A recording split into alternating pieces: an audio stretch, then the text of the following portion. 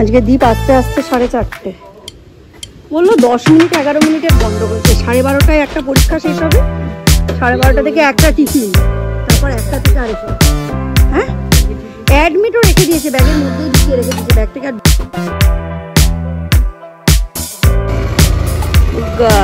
কি করবো। এতে বেরোনোর সময় এমন এমন কথা বলবে না, লোকের বিপি হাই হয়ে যাবে। সূর্যের কালার বক্স খুঁজছিস, ভালো কথা, এখন বলছে পেন্সিল কালার আছে। ওগুলো যতক্ষণ না রোদে একটু তাতাবো মনে হবে ভ্যাপসা গন্ধ বেরোচ্ছে। যতই কমফর্ট দাও আর তাই দাও, রোদের একটা গন্ধ আছে না, ফ্রেশ ফ্রেশ গন্ধ। হয়নি দিন কড়কড়ে রোদ দেখে জামা কাপড় দিচ্ছি, তারপর মেঘলা আকাশ যেন তাড়া করছে। সূর্যকে নিয়ে ফেরার সময় এত ভয় লাগছে, মনে হচ্ছে সব যাওয়ার আগে যেন ভিজে যায়। ঘরে থেকে থেকে এগুলো ভালো শুকিয়ে গেছে, এমনি কোনো অসুবিধা নেই, কিন্তু একটু রোদে তাতলে ভালো লাগে আর কি। পরীক্ষার সময় এত ভারী ব্যাগ, 2টো পরীক্ষা হলেও কত বই খাতা নিয়ে যেতে হয়, এত ভারী ব্যাগ। ভালো করে পরীক্ষা দেবে, ঠাকুর করো। সাবধানে যাবে, হাতে টাইম আছে তো। এইবার নিজে একটু খাওয়া দাওয়া করবো, এইবার আমার ব্লাড প্রেশারটা কমবে। ভিডিও এডিট করবো, করে বেরোবো। বাবা মা বাচ্চা কাচ্চা সবাই মিলে এটা দেখালে সৌম্য খুব খুশি হবে, ওই জন্য তুলে রাখলাম।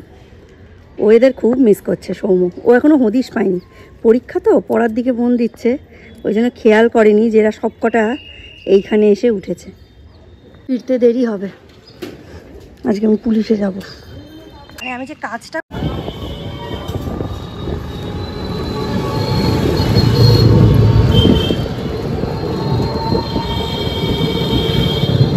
বেশ 10টা 15 নাগাদ ছুটি দিয়ে দিচ্ছিল, এখন আর 10টা 15 নাগাদ ছুটি দেয় না, এখন সেই দিতে দিতে 10:30টাই বাজায়। ওই জন্য আগে 10:45টায় বেরোতাম, এখন 10টা বেরোচ্ছি। অসুবিধা হচ্ছে না, রোজ দেখছি আমি আসার অনেক পরেই ছুটি টুটি দিচ্ছে, দেখা যাক। হ্যাঁ, আজকেও বন্ধ গেট, আজকেও এখনো অবধি গেট খোলেনি।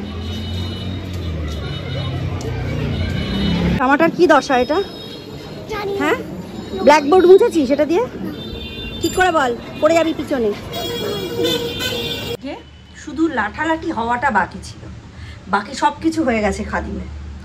আমি খাদিমে গেছি সৌর্যকে নিয়ে, মেন্টালি প্রিপেয়ার হয়েই গেছিলাম যে আজকে এসপার নয় ওসপার, যে কোনো রকমভাবে খাদিম থেকে আমি জুতো বা টাকা যে কোনো একটা উদ্ধার করব।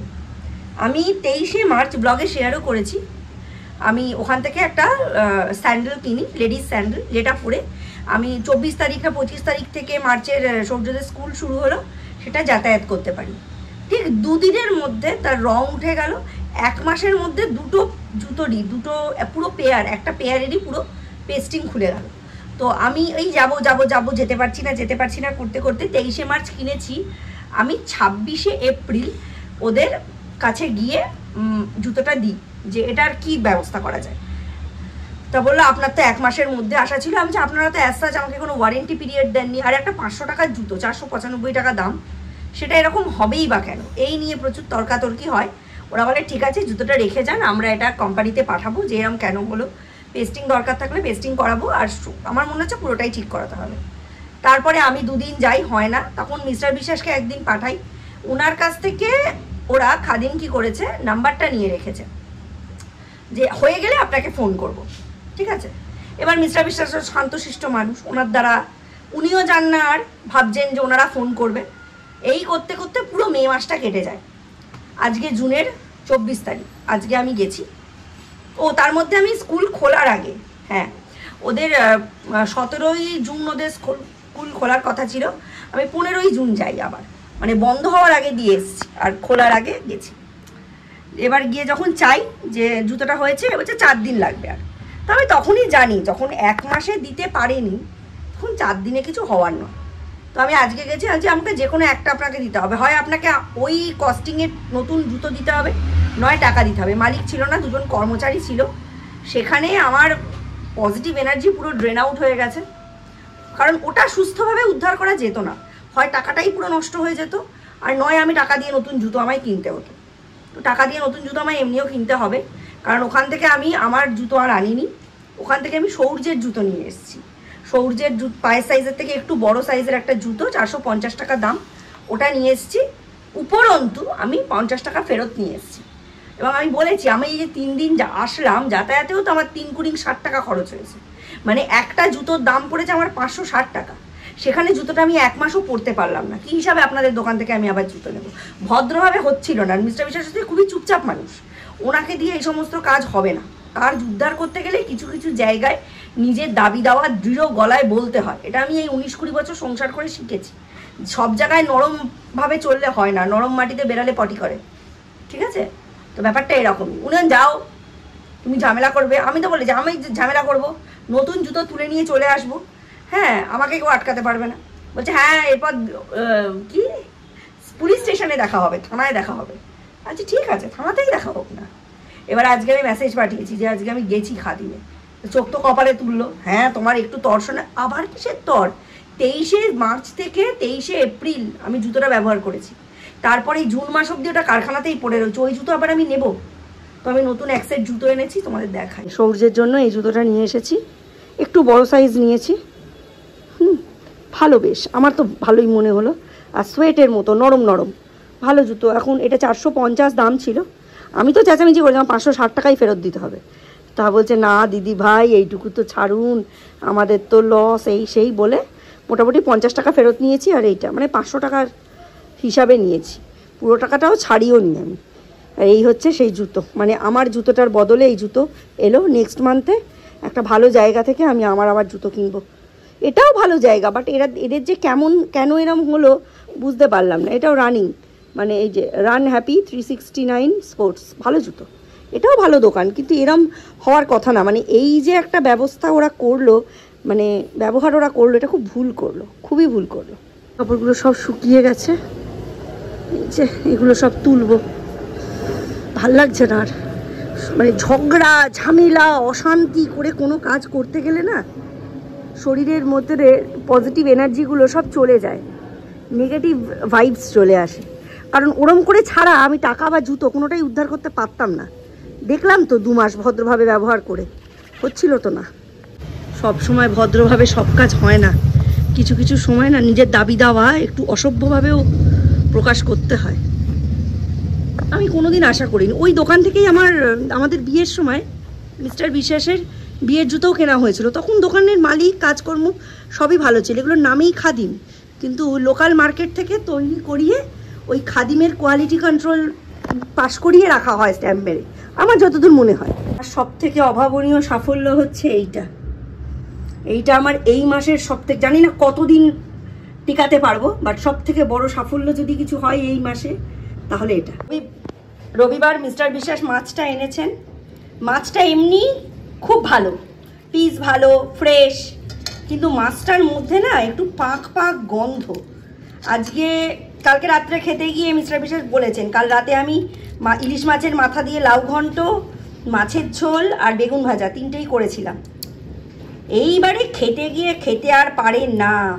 আজকে বলেছে মাছটা একটু কড়া করে রান্না করবে, নইলে কড়া করে ভেজে, নইলে খাওয়া যাবে না। এখন দেখা যাক, কাজ শান্তিতে করার উপায় নেই।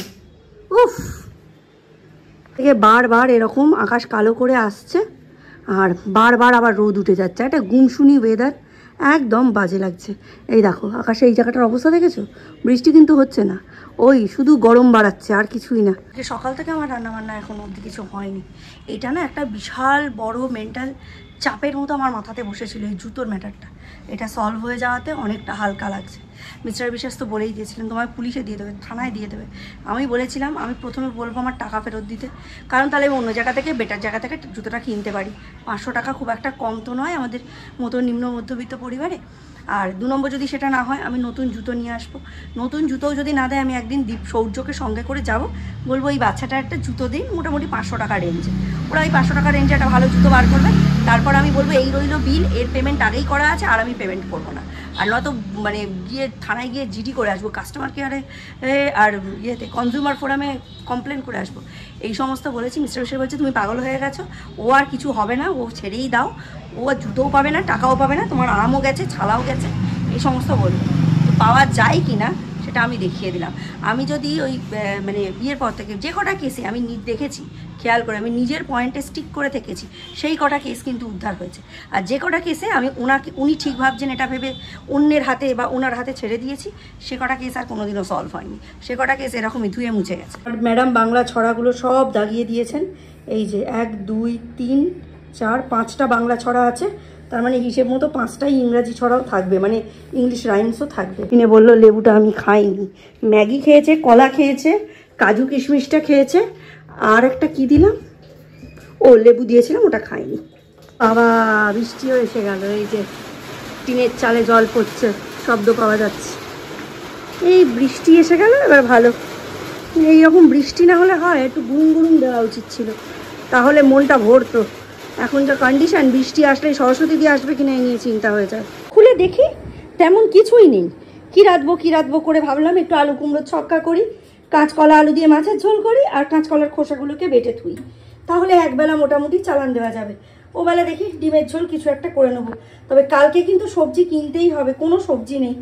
আসলে আজকে আমার মাথাতেই ছিল না, জুতো করে না আমি পাগল হয়ে গেছি। সরস্বতীদির কাজ করা হয়ে গেছে, এইবার দরজা টরজা সব দিয়ে দিই। অনেকদিন পর এই ঘরে জানলা টানলা সরস্বতীদিকে দিয়ে খুলিয়ে মুছে রেখেছি। মাঝে মাঝে জানলাটা খুলতে বলেছে, নইলে না জানলাটা নষ্ট হয়ে যাবে। তো যাই হোক, এদিকের কাজকর্ম কমপ্লিট। বাসনের রাশি, এইদিকে দেখো, জামা কাপড় ভাঁজ করতে ইচ্ছে করে, শুধুই ল্যাদ। বর্ষাকাল মানে হচ্ছে ল্যাদ দিবস, তাই না? সৌর্য কিন্তু বলতে নেই, একদম ফোন নিচ্ছে না, একদম না, হাতের সামনে থাকছে তাও নিচ্ছে না। এই এখন আমি বললাম সরস্বতীতে চলে যাওয়ার পর আমার মাথা খাচ্ছে, নে মা মাংস রান্না করছি, তুমি কত প্লেট নেবে, এই সমস্ত বলছে। তো ওই জন্য আমি বললাম তুই এবার নে ভাই, আর আমার পাচ্ছি না। আমি দিলাম, টিভি বন্ধ করলাম। এই টিভিটা সকাল থেকে, মানে স্কুলে আসার পর থেকে এই টিভি, ওপরের টিভি চালিয়ে না টিভির একদম হাঁপ বার করে দিচ্ছে। টিভি বলছে আমায় বন্ধ কর। আর কি বলতো, আমাদের সময় ছিল আঁকা, এগুলো হচ্ছে মনের আনন্দে আমরা করতাম, হ্যাঁ আঁকছি মজা। এখন তো সব কিছুই শেখার পর্যায়ে চলে গেছে। আঁকা শিখতে হবে, খেলা, কি খেলা, ক্রিকেট, ফুটবল, তাইকোন্ডো, ক্যারাটে, সবই শিখতে হবে, হ্যাঁ শেখার জিনিস। এবার যখনই শেখা ব্যাপারটা চলে আসে না, ব্যাপারটা নিরস হয়ে যায়। এই আমরা যেমন মনে খুশিতেই আঁকতাম, একটা কাগজ পেন নিয়ে বসে পড়তাম। হ্যাঁ, লোকনাথ বাবার ক্যালেন্ডার দেখে কত লোকনাথ বাবার ছবি এঁকেছি। আর মামার বাড়িতে গেলেই দিদিমা বলতো একটা লোকনাথ বাবার ছবি এঁকে দিত, সেই লোকনাথ বাবার ছবি এঁকে দিতাম। হ্যাঁ, এই এখনকার বাচ্চারা এইসব করবে না, কী সব আঁকে হিচি বিচি, আমি কিছু বুঝে পাই না। যাই হোক, জামা কাপড়গুলো মেলছি এখন, লাস্ট দফা যেটা। বৃষ্টি তো এক ছড়া হয়ে গেল, এখন মনে হচ্ছে না আর হবে, সেই জন্য মেলছি। এই কটা মেলা বাকি আছে, এইগুলো মেলেছি। এখন দড়িতে খানিকটা জায়গা আছে, এটা মেলে দিয়ে এদিক ওদিক করে মেলে দিয়ে একটু শুকিয়ে যাক। ড্রাই করে নিয়েছি, বাট একটু জাস্ট রোদের, মানে আমি না ম্যানিয়াক হয়ে যাচ্ছি। সূর্যকে এবার খাইয়ে দিই, কারণ আমার এখন একদম খিদে নেই। কারণে না টিফিন কিছু ভারী করতে চাই না। আর কাবলি ছোলাটা একটা ভারী জিনিস, তো ওই কাবলি ছোলার তরকারি দিয়ে রুটি খেয়েছি, আর এখন আর একদম খিদে নেই। সূর্যকে খাইয়ে দিয়ে আমি শোবো। আবার যদি ইচ্ছে হয় তাহলে দীপ যখন আসবে তখন খাবো দীপের সঙ্গে, আমি আর দীপ। ঠিক আছে, চলো আবার বিকেলবেলা যদি অন হই দেখা হবে। এই যে মেনুটা দেখিয়ে নিই। এই হচ্ছে হিং দিয়ে, ছোলা দিয়ে আলু কুমড়োর তরকারি, কলমি শাক ভাজা, আলু কাঁচকলা দিয়ে মাছের ঝোল, আর ডাল চাল কুমড়ো দিয়ে মুগ।